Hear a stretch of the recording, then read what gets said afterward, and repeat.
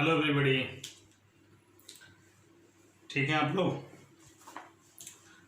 हम लोग आज शुरू करेंगे कुछ इलस्ट्रेशंस जो हमने भी इसके पहले पढ़ा है फंडामेंटल ऑफ पार्टनरशिप में, उससे रिलेटेड। ठीक है ना। तो मेरे पास बुक है ये टी.एस. ग्रेवाल की।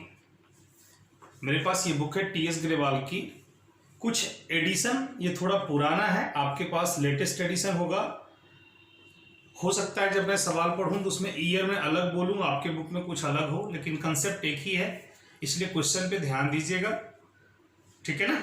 आज हम लोग 1 2 3 4 5 5 इलस्ट्रेशन खत्म करेंगे और बिना टाइम वेस्ट किए हुए शुरू करते हैं इस चीज को। इलस्ट्रेशन नंबर 1 से लेकर 5 तक हमारा पार्टनरशिप डीड के बेस पे है। पार्टनरशिप डीड में हमने आपको बहुत चीजें समझा रखी है, बता रखी है। हम लोग उसी के बेस पे क्वेश्चंस को आगे बढ़ाएंगे। ठीक है ना। तो 2 मिनट में जरा पार्टनरशिप डीड की बात आपको बता दूं। मैंने ये कहा था क्या कि पार्टनरशिप डीड एक एग्रीमेंट है जिसमें हम बिजनेस से related, practical related term and condition लिखा जाता है। ठीक है ना। प्रीवियस वीडियो को देखिएगा, उसमें डिटेल है। अगर पार्टनरशिप डीड नहीं हो तो पार्टनरशिप एक्ट 1932 के बताए गए गाइडलाइन के बेस पे हम लोग अकाउंटिंग करते हैं। और वो गाइडलाइन क्या है, मैं बिल्कुल शॉर्टकट लिखता हूं, डिटेल आप प्रीवियस वीडियो में देखना पड़ेगा आपको। तो यहां पे 4 बातें मैंने लिखी है। In absence of partnership deed, partnership act 1932 will be applied. Partners must share his profit and loss equally. Partners are not allowed interest on capital, salary, commission for their additional contribution. उसके additional contribution के लिए उसे कोई भी interest, कोई भी salary या कोई भी कमीशन नहीं मिलेगा। पार्टनर्स हैव नॉट पे एनी इंटरेस्ट ऑन ड्राइंग। अगर वो ड्राइंग करता है तो उसको कोई इंटरेस्ट ऑन ड्राइंग पे नहीं करनी है। और चौथा है interest on partners loan will be allowed at the rate 6% per annum. अगर ये तब अप्लीकेबल होता है जब आपने इन सब चीजों से रिलेटेड कोई पार्टनरशिप डील नहीं बनाई है। फटाफट देखते हैं इलस्ट्रेशन नंबर 1 क्या कहता है। हमें एनी हाउ डीड नहीं है तो इसी जो हमारे पास दिया गया गाइडलाइन, हम इसी के बेस पे सवाल सोल्व करेंगे। कोई एडिशनल इमोशन आप डेवलप नहीं करेंगे, इसने ये किया उसने वो किया, अदरवाइज आप पार्टनरशिप एक्ट को गलत कर देंगे। हाँ जी। फर्स्ट पॉइंट कहता है क्या, ए who has contributed more capital than other partners demand interest on capital at the rate 10% per annum but B and C do not agree with him। obvious सी बात है, बुक आपके सामने है, बुक को देखेंगे फटाफट, जल्दी हम लोग काम करेंगे। ए ने कंट्रीब्यूट किया है बी और सी से ज्यादा कैपिटल। यहाँ 3 पार्टनर है, इस साइड पे देखते जाइएगा। हम 1 नंबर इलस्ट्रेशन नंबर 1 की बात कर रहे हैं। यहाँ पे 3 पार्टनर है, ए बी एंड सी। ए कहता है क्या, ए की बात है क्या कि वो ज्यादा कैपिटल कंट्रीब्यूट किया है, इसलिए उसे 10% के रेट से इंटरेस्ट ऑन कैपिटल चाहिए। बी और सी एग्री नहीं है।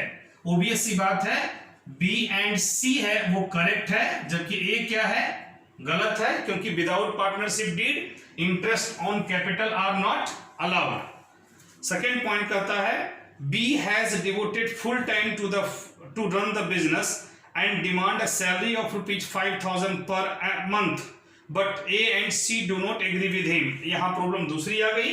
यहां सेकंड केस में कहता है क्या, B कहता है कि जी वो मैं एक्स्ट्रा टाइम देता हूं। B कहता है क्या, मैं एक्स्ट्रा टाइम देता हूं और मुझे इसके लिए सैलरी चाहिए, मुझे इसके लिए सैलरी चाहिए, जबकि according to deed salary allowed नहीं है। तो यहां B क्या है, गलत है, और A एंड C क्या है, करेक्ट है, सही है। ठीक है। अब एक लाइन का रीजन लिखना होता है, वो लिख दोगे ना। There is no any salary will be allowed to be there is due to in absence of partnership deed. ठीक है। So A and C correct but B is wrong. Third point क्या है, C demand interest on the loan of rupees 50,000 advanced by him at the market rate of interest which is 12%। थोड़ा सही है सी कहता है क्या कि मुझे इंटरेस्ट ऑन लोन चाहिए। उसने लोन दिया है, सी ने फर्म को लोन दिया है 50,000 रुपए का ठीक है, जिसपे वो डिमांड करता है 12% के रेट से इंटरेस्ट। आपको पता है कि इंटरेस्ट कितने परसेंट से मिलेगा उसको, 6% के रेट से। तो पार्शियल सही है सी, 6% उसको इंटरेस्ट तो मिलेगा लोन पे, ठीक है ना, ये लोन अमाउंट है तो लोन पे इंटरेस्ट मिलेगा, लेकिन कितने से, 6% से, 12% से नहीं मिलेगा। फोर्थ पॉइंट कहता है क्या, A has drawn 10,000 from the firm for personal use, B and C demand the interest should be charge at the rate 10%। अब यहां पे फिर क्या है, ए ने ड्राइंग की है, पांचवा केस है ये, ए ने ड्राइंग की है 10,000 रुपीज की, बी एंड सी उस पर इंटरेस्ट चार्ज करना चाहता है। ओबियस सी बात है, बी और सी गलत है, एक सही है, क्योंकि पार्टनरशिप डीड अगर नहीं हो तो इंटरेस्ट ऑन ड्राइंग की बात नहीं होती है। पार्टनर्स, किसी भी पार्टनर को इंटरेस्ट ऑन ड्राइंग पे करना नहीं होता है, ठीक है। नेक्स्ट पॉइंट कहता है, net profit before taking into account any of the above claim amount to 50,000 at the end of the first year of the business, a demand share of profit in the capital ratio, how will you dispute the dispute be settled। अब देखिए यहां पे क्या है, last case करता है क्या कि फर्म को प्रॉफिट हुआ है 50,000। अब अपने अपने तरीके से सब लोग कर रहे हैं, लेकिन हमें नहीं करना है वो, हमें तो क्या करना है जी, इक्वली बांटना है।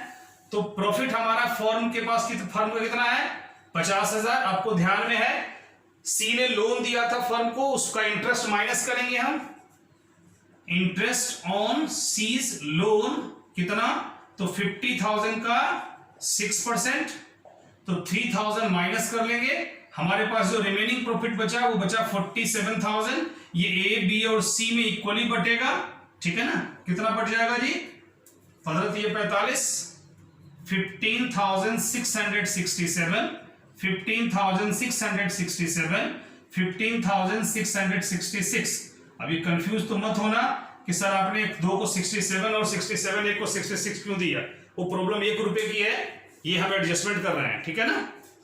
समझ में आई, हमने तीनों को इक्वली बांट दिया, क्योंकि सवाल है क्या, अगर डीड नहीं हो तो प्रॉफिट इक्वली बढ़ता है। इलस्ट्रेशन नंबर 2 पे देखते हैं, कहता X and Y are partners in a firm, they do not have partnership deed, what shall be the positions of the in the following cases। क्या है, X devote more time than Y in the business, X demand that he should get a salary of ₹6,000 per month for it। अभी discuss कर लिया, X को salary नहीं मिलेगी।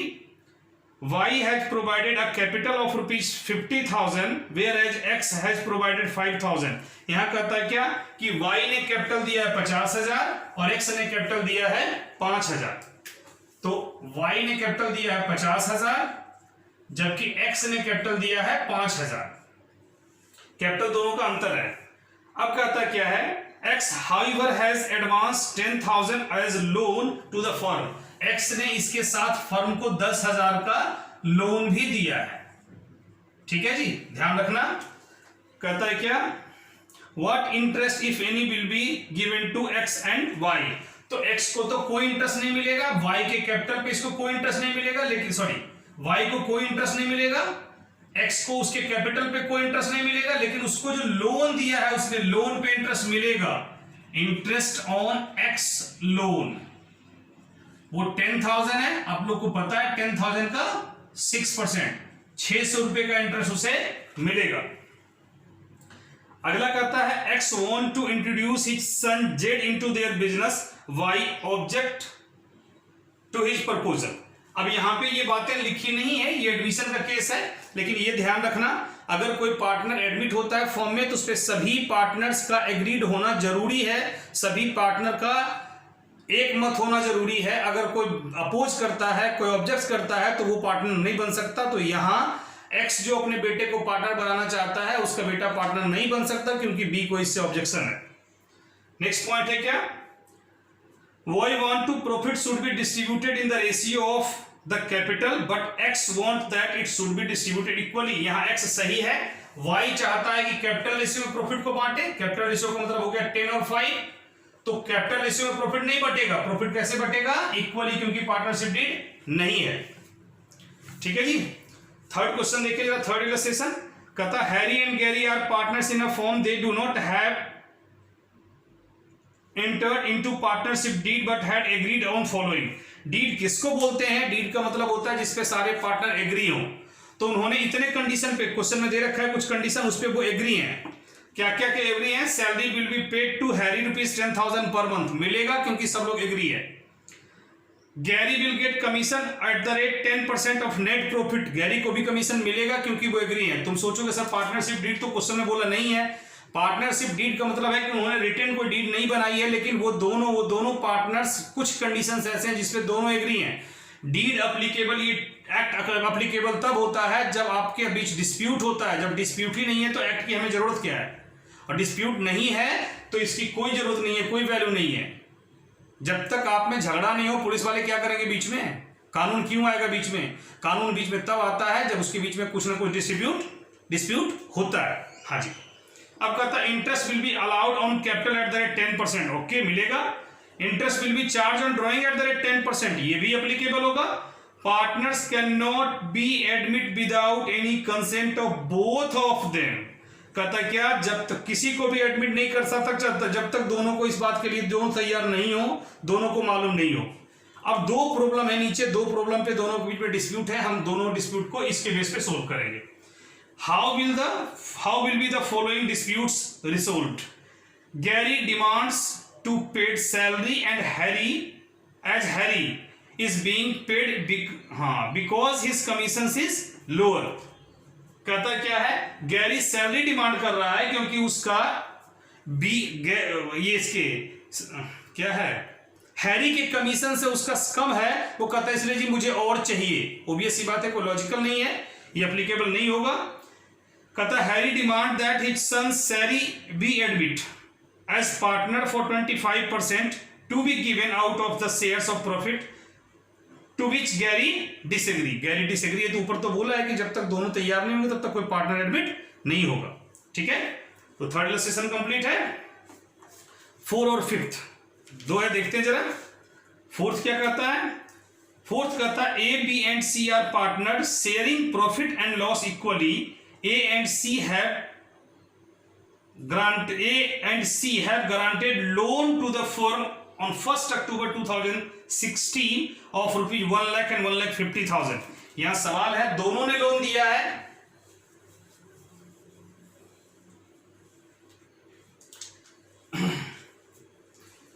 तीन partner है A, B एंड C।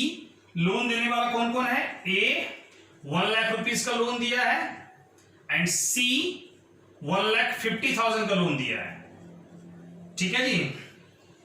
हाँ, आगे कहता क्या है?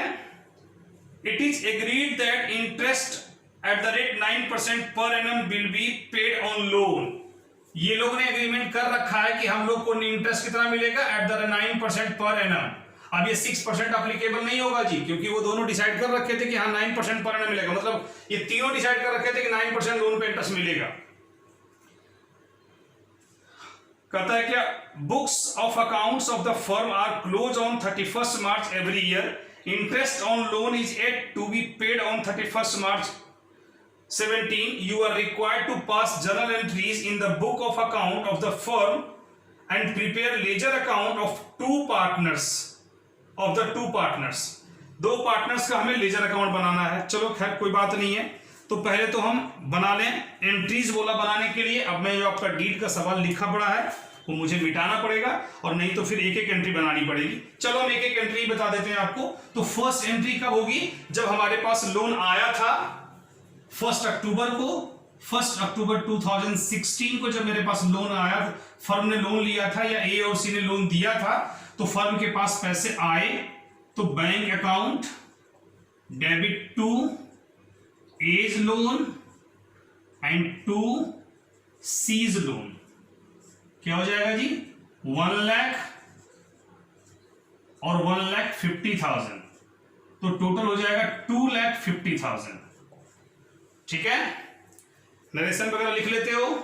नहीं लिखते हो तो क्या हो जाएगा entry? Being loan taken from A and C for rupees 1 lakh and 1,50,000। वो एक सेंटेंस बनाना होता है शॉर्ट में। अब इस पर हमें इंटरेस्ट देना था, तो जरा वर्किंग में इधर इंटरेस्ट कैलकुलेट कर लेते हैं। तो 1 लाख का इसका इंटरेस्ट कितना हो जाएगा, 1 लाख का 9% के रेट से 6 महीने का, क्योंकि लोन ये दे रखा है अक्टूबर में लोन दिया है, तो 6 महीने का इंटरेस्ट कितना हो जाएगा जी, यहाँ ये हटा देते हैं 2 जीरो, ये 2 से कट जाएगा जी, 2 जीरो यहां भी हटा देते हैं, ये हो जाएगा 500, इसका हो जाएगा 4500 और इसको मिलेगा जी 1,50,000 का वही 9/100 इंटू 6/12, इसका हो जाएगा 6,750 रुपए। ठीक है ना। तो टोटल इंटरेस्ट हमने दे दिया कितना, 4,500 ए को और 6,750 बी को। इसकी एंट्री बना लीजिए, इसे मिटा दें। तो सेकेंड एंट्री क्या बन जाएगी, इंटरेस्ट ऑन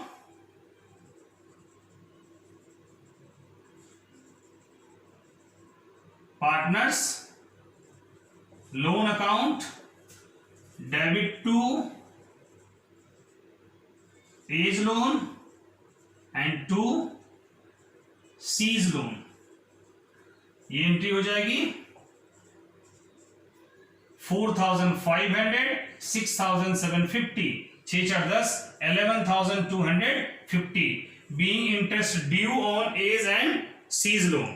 अब इसको इंटरेस्ट को कहां ट्रांसफर कर देते हैं हम, प्रॉफिट एंड लॉस अकाउंट में। ये एंट्री क्या हो जाएगी, profit and loss account debit, ये होगा ध्यान रखना 31 मार्च 2017 को, ये भी होगा उसी डेट को। तो profit and loss account debit 11,250 to interest on partners loan account 11,250। लो जी एंट्री खत्म हो गई इसकी। ठीक है, कोई दिक्कत नहीं। अब देखो बोला था मुझे अकाउंट बनाने के लिए, तो कोई बात नहीं, अकाउंट बना दीजिए। Partners loan account A and C. आप सेपरेटली भी बना सकते थे, सेपरेटली आपके बुक में बना हुआ है, मैं एक साथ कंबाइंड बना के दिखा देता हूं आपको। ठीक है ना, कुछ है नहीं इसमें। जब दोनों का लोन अकाउंट ही बनाना है तो हम एक साथ बना सकते हैं, कोई प्रॉब्लम नहीं है। पर्टिकुलर अमाउंट वगैरह सब आप लिख लेंगे। तो मैं लिखना शुरू करूंगा तब तो पूरा टाइम मेरा वही लिखने में चला जाएगा। चलो लिख देता हूं एक बार मैं।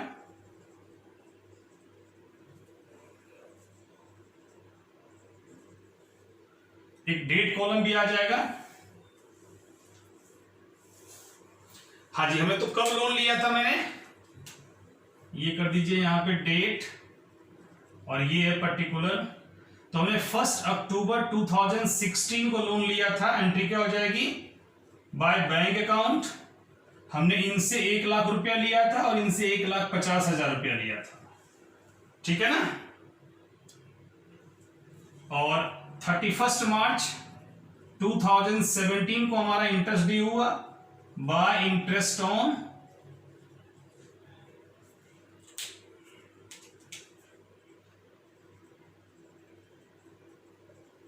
लोन।